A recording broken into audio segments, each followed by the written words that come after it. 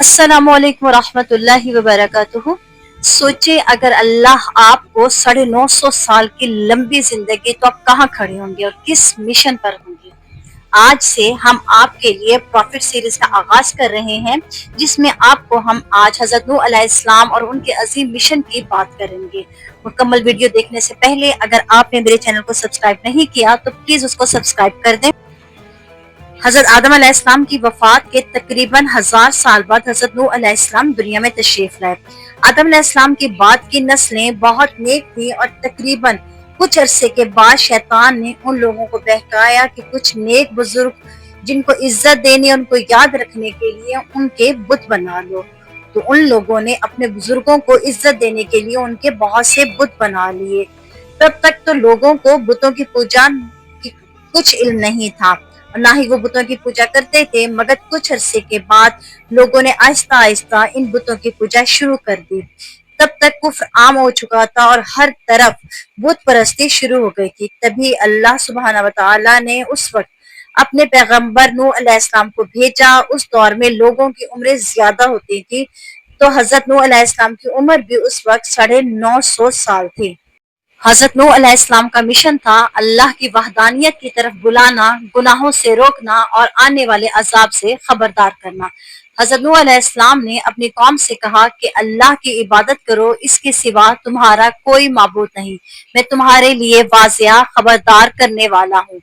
सोचे अगर आज के दौर में कोई हमें हक की बात कहे तो हम कितना गौर करेंगे।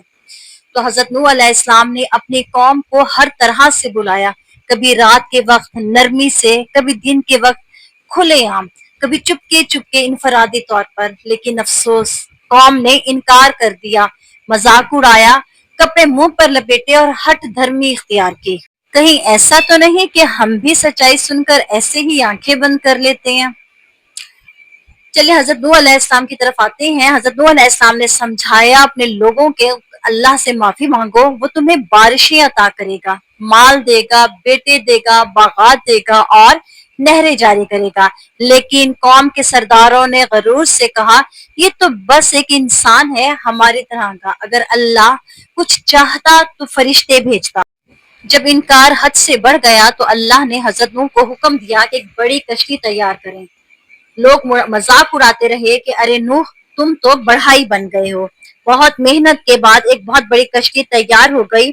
एक जगह लिखा आता है कि नूह अलैहिस्सलाम ने ये कश्ती 100 साल में तैयार की। इस कश्ती की लंबाई 300 गज, ऊंचाई 30 गज और चौड़ाई 50 गज थी। मतलब के एक अंदाजे के मुताबिक इसकी लंबाई 1 किलोमीटर से ज्यादा और गहराई 30 हाथ थी। यानी ये आम कश्तियों की तरह ऊपर से खुली नहीं थी। जिस तरह से ये नीचे से बंद थी, इसी तरह से ये ऊपर से भी बंद थी, ताकि बारिश का पानी इसमें ना जा सके।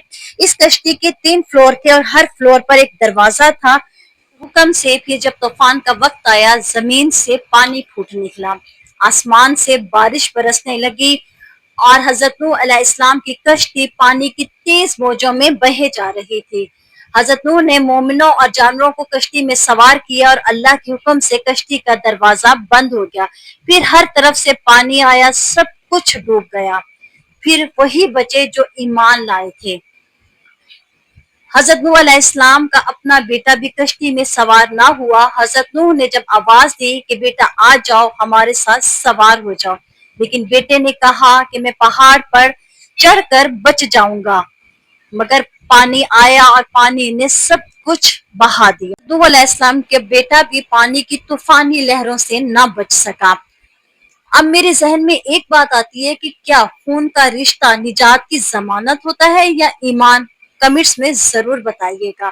तब हजरत नूह अलैहिस्सलाम ने अल्लाह से दुआ की कि ए मेरे रब, जमीन पर काफरों में से एक को भी ना छोड़, और अल्लाह ने उनकी दुआ कबूल की। हजरत नूह अलैहिस्सलाम की कहानी हमें क्या सिखाती है? सबर, दावत, अल्लाह पर कामिल यकीन या गुनाहों से इज्तनाब। ये सिर्फ माजी का किस्सा नहीं है, ये आज का पैगाम है कि क्या हम भी अपनी जिंदगी में ईमान की कश्ती पर सवार हो चुके हैं या अभी भी दुनिया की मौजों में बहे जा रहे हैं। अगर ये कहानी आपके दिल को लगी हो तो अगली वीडियो में मिलते हैं प्रॉफिट सीरीज की नेक्स्ट स्टोरी में, और कमेंट में हमें जरूर बताइएगा कि आप प्रॉफिट सीरीज में नेक्स्ट स्टोरी कौन सी नबी की सुनना चाहेंगे। چینل سبسکرائب کریں، ویڈیو کو لائک کریں اور شیئر کریں، اس علم کو پھیلائیں تاکہ زیادہ سے زیادہ ہمارے علم میں اضافہ ہو۔ دعا میں یاد رکھیے گا، جزاک اللہ خیرن کثیرا فی الدنیا والآخرہ۔